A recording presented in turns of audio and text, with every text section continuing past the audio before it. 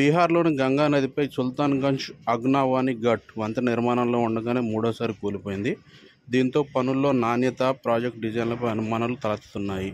రూ. 1710 కోట్ల వ్యయ అంచనాలతో ఈ ప్రాజెక్టుకు 2014లో శంకుస్థాపన చేయగా 2015 మార్చి 9న పనులు ప్రారంభమయ్యాయి.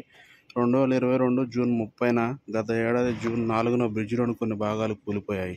తాజాగా మరో ఘటన జరగడంతో విమర్శలు వ్యక్తమవుతున్నాయి.